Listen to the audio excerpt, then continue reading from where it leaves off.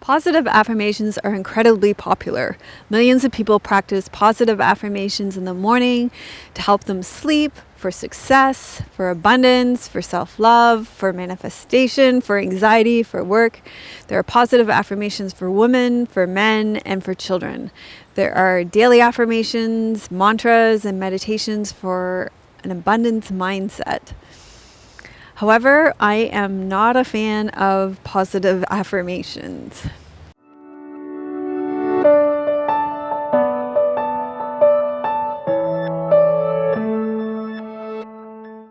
If you are new here, welcome. My name is Melissa. I teach Yin Yoga, Restorative Yoga, Hatha Yoga, and Yoga Nidra.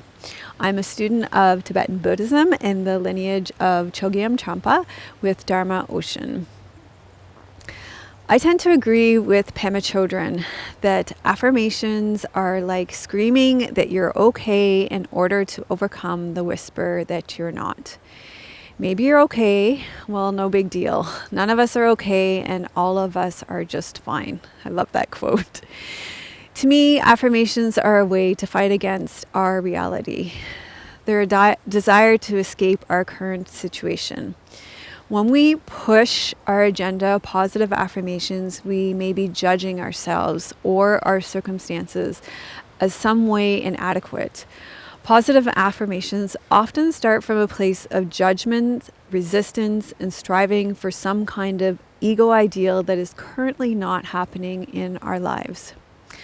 I believe that kind of judging and pushing to live up to some kind of ego ideal is a kind of self-harm that alienates you and disconnects you from the expression of your true self. It's a kind of inner violence that we inflict on ourselves to say, this shouldn't be happening in my life. I shouldn't be feeling this way. Nobody else feels this way. I should get over this. And it causes distress emotionally, energetically, physically in our bodies. I'm much more inclined to turn towards myself, offer myself tenderness and compassion if I'm feeling poverty and failure, and ask myself, where do I feel failure in my body? And how does poverty feel in my body?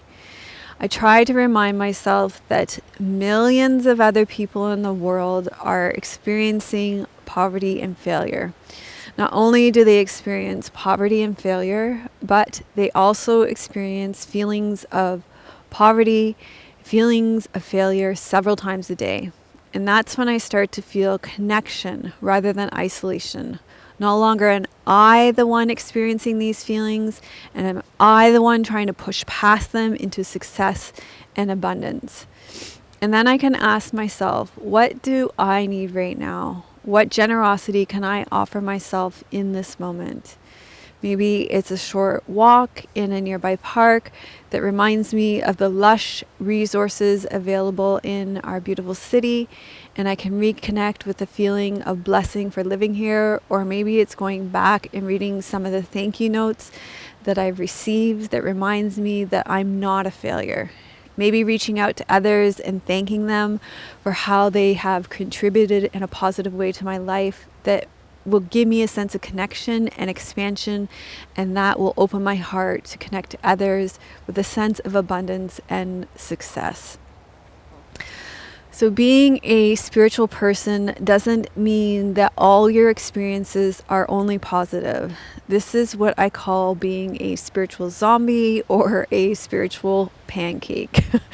In my experience, the more my spiritual life has expanded, the greater range of emotional and energetic experience that I have opened to. It's not always comfortable, but there is definitely a greater range of experience.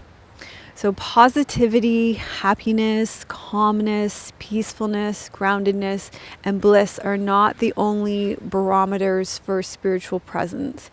What happens when these states are not present?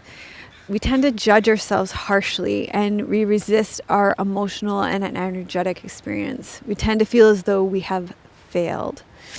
So there is both yin and yang in our lives.